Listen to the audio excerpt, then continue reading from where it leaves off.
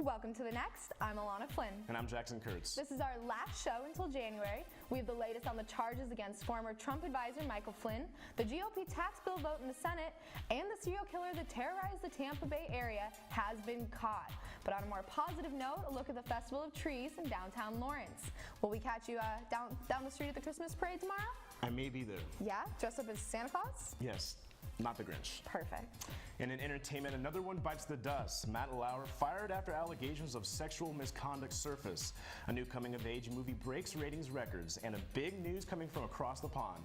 Plus, the Infinity Avengers Trinity War has us all shook. All that and more coming up on The Next.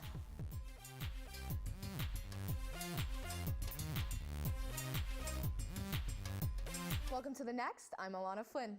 Former National Security Advisor Michael Flynn pleaded guilty today of lying to the FBI about conversations with the Russian ambassador. Protesters shouted, "Lock him up," as he left court this morning.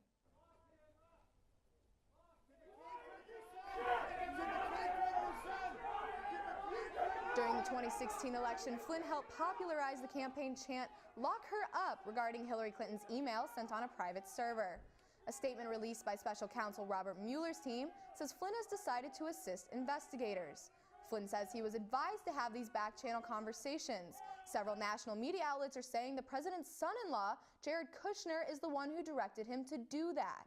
White House legal counsel Ty Cobb released this statement.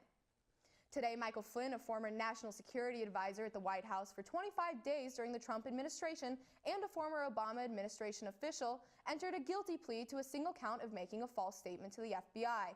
The false statements mirror the false statements to White House officials, which resulted in his resignation in February of this year. Nothing about the guilty plea or the charge implicates anyone other than Mr. Flynn.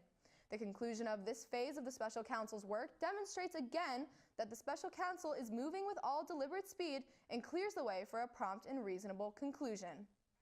Top Democrat on the House Intelligence Committee, Adam Schiff, says this is not the last shoe to fall. Federal officials indicted a Lawrence businessman in an alleged $15 million bank loan scheme. A news release from the U.S. Department of Justice says bank executive and loan officer Troy Gregory falsified information in loan documents, stealing $15 million from dozens of Kansas-based banks using the information. The DOJ says beginning around 2007, Gregory got the large construction loan only after providing bad information about the project and the creditworthiness of some of his borrowers. Gregory's LinkedIn profile says he is currently a partner with DJT Student Housing Group. Its current apartment projects in Lawrence include Eagle Ridge, Woodward, and the Woods of Old West Lawrence. But we emphasize that the federal news release does not say which, if any, of those complexes are related to the charges. Gregory faces 1 count of conspiracy to commit bank fraud, 4 counts of bank fraud, and 2 counts of making false statements. The Senate will vote on their version of the GOP tax reform today. Hannah, when can we expect a vote by? So the Senate plans to vote later today. Senate Majority Leader Mitch McConnell says that they have the votes to pass the tax cuts and jobs bills. At least 50 GOP senators have said that they support the proposed Republican tax bill. 50 members is actually enough to pass the bill because Vice President Mike Pence can cast the tie-breaking vote. The bill now includes a $10,000 deduction for state and local property taxes. That helped secure the vote for Republican Senator Susan Collins of Maine. She says GOP leaders are still working through a few more issues and are making great progress. Another senator, previously undecided, announced his support. Arizona's Jeff Flake got the promise he wanted from the Senate GOP leadership and the Trump administration. His request was growth-oriented legislation of the Deferred Action for Childhood Arrivals program. So Hannah, what would this mean in regards to health care? It would actually repeal the part of the Obamacare Act that requires you to have health insurance or you have to pay the fine. Okay, and as far as tax breaks go, what should everyone expect? So some tax benefits would go away for many Americans in the long term, and it also actually gives some majority cuts to corporations. Okay, and that's why Democrats are calling this tax code a handout to corporations and the rich, but Republicans say it will provide much-needed tax relief to middle-class families.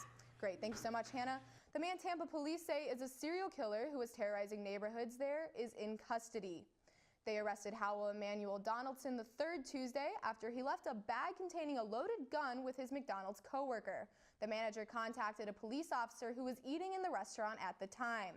Tampa's police chief says the same gun shot and killed 4 people in Seminole Heights between October and November.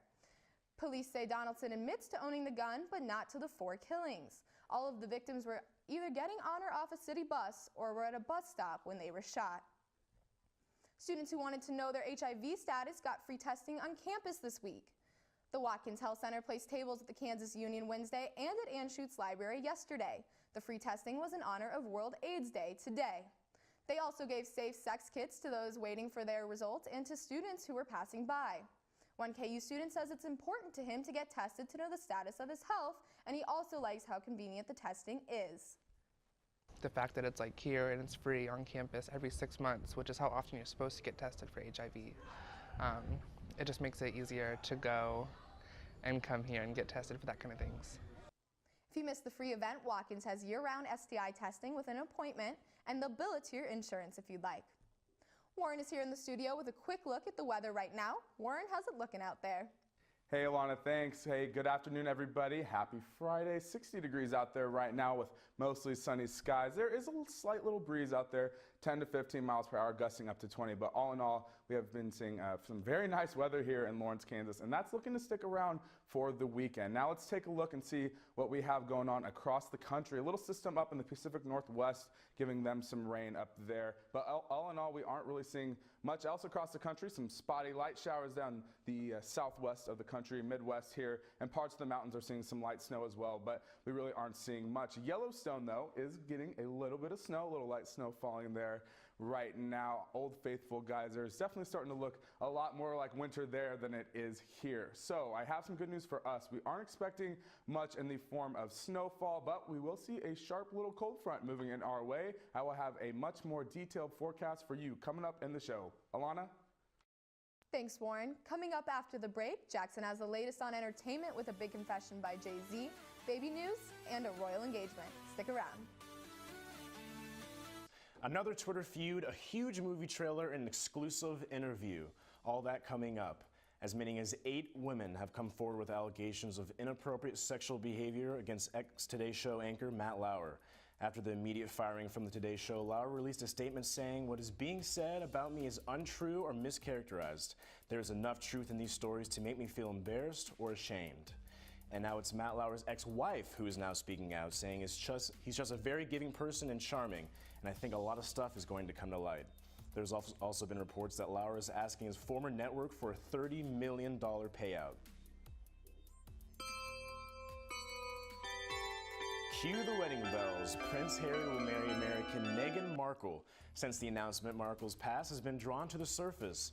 Markle also starred on the hit drama series Suits. She starred across opposite of her boyfriend on screen, Patrick J. Adams, who sent out this tweet after Meghan and Harry's engagement was announced. She said she was just going to get some milk. Oh, it's terrible. The Philadelphia Eagles even sent out a tweet celebrating the engagement. Carson Wentz weighs in on yesterday's win. Wait a minute. And for the record, folks, Carson Wentz and Prince Harry look almost identical, so there's the confusion. Prince Harry and Meghan Markle say they will have a spring wedding. The coming-of-age movie Lady Bird is officially the best-reviewed movie ever on the review site Rotten Tomatoes. Starring actress Saoirse Ronan and first-time solo director Greta Gerwig's, Lady Bird was certified fresh with a 100% score with over 165 reviews.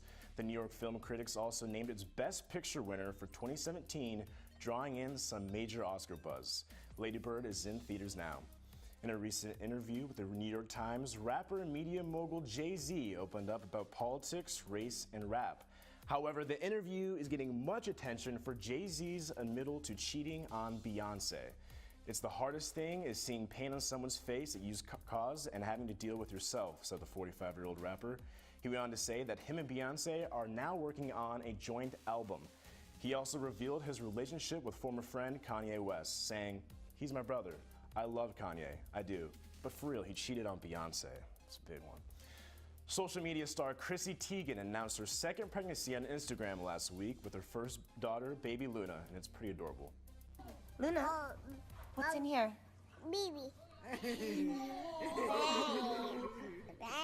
Is it a baby? The caption also said, "It's John's," referring to her husband, John Legend. Coming up, we have another classic Twitter feud, a superhero team up, and just more Twitter. We'll be right back.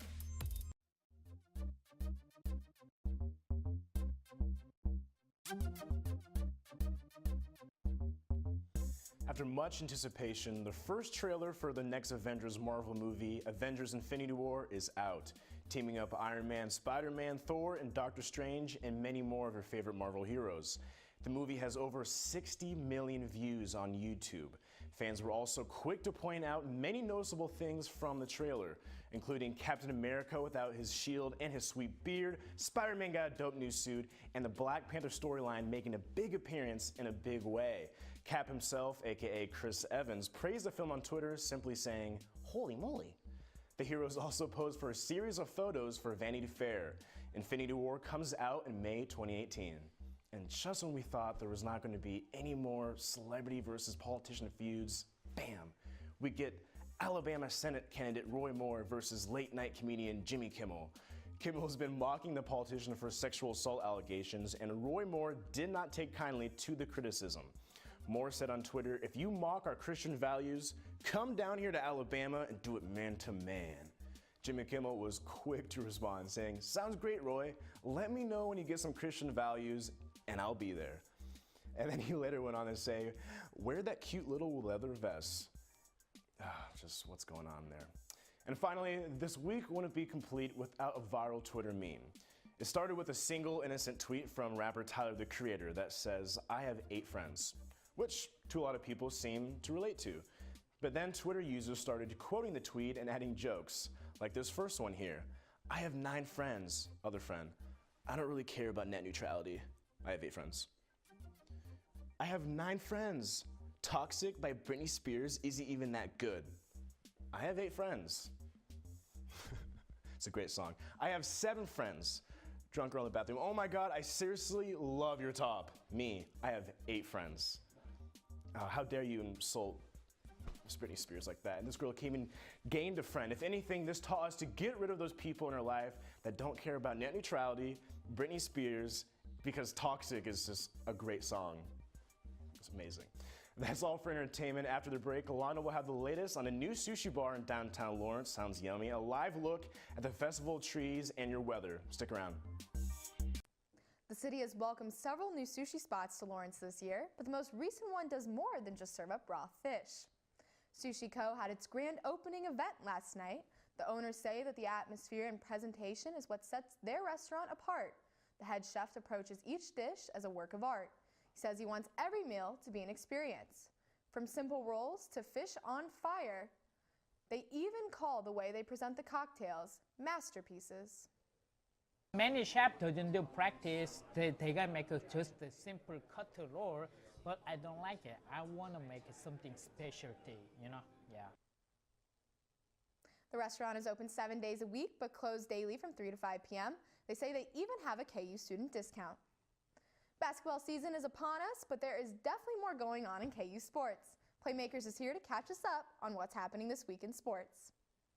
All eyes will be on Kansas volleyball tonight in Wichita as they are set for an upcoming matchup against the Missouri Tigers. In this matchup, not only a revival of the border war, but a matchup in the round of 64 in the NCAA tournament. Now, Kansas finished the regular season at 22-7, and by season's end had slid to number 19 in the coaches poll, finishing 4th in the Big 12. But as you may recall, the last time Kansas didn't take home a Big 12 conference title, well, things didn't end up all that bad for them. We'll flash you back 2015 and the Elite 8.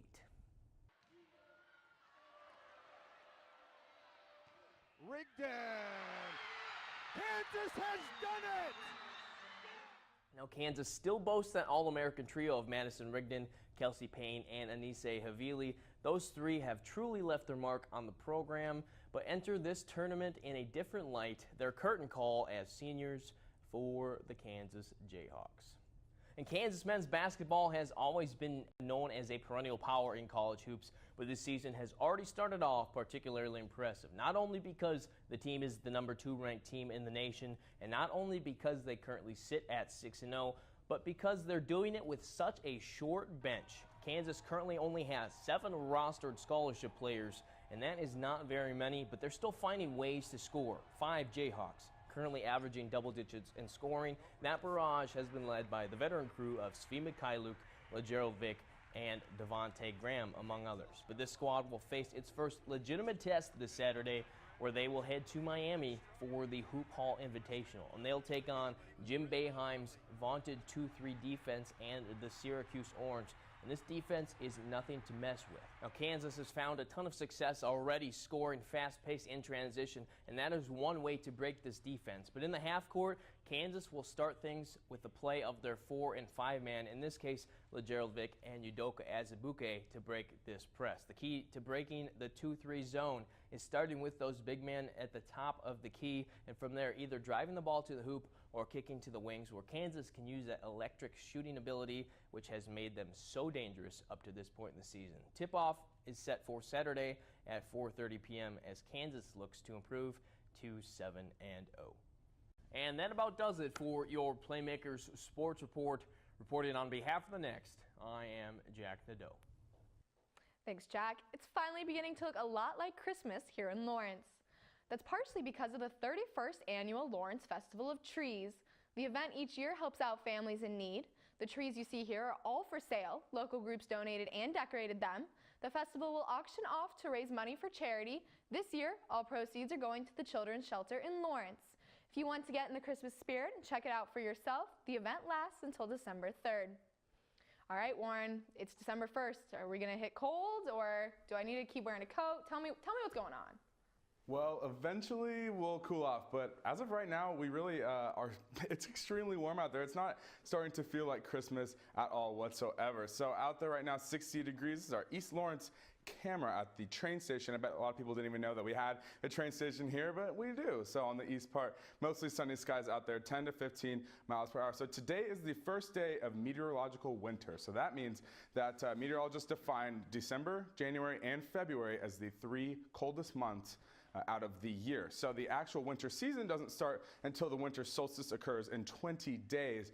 But until then, our amount of daylight is just going to continue to decrease. We are at a 7:21 a.m. sunrise. We're only seeing about 9.5 hours of daylight, and then sunset has fallen below 5 o'clock to a 4:59 sunset. So it's just going to keep decreasing until about 4:55 until that winter solstice. And then once we hit that, the days will start to get a little longer each day. So today we saw 60 degrees, quite a bit above average actually, about 13 degrees.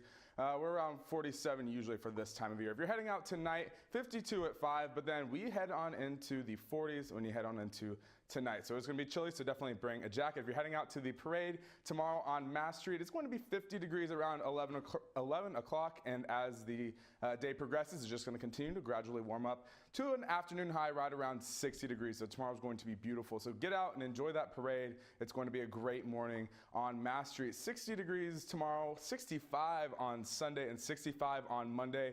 Gorgeous. Get out and enjoy it, because before you know it, it's going to be cold, it's going to be snowing. So just really get out there. And then we have this cold front that is expected to sweep through our part of the country on Monday night into Tuesday morning. 47 degrees as your high on Tuesday. It is more like average, but it's definitely a cold snap. Definitely. I don't know if I'm ready for it. What about you guys? I am not ready for it. Are you serious? I love the cold weather.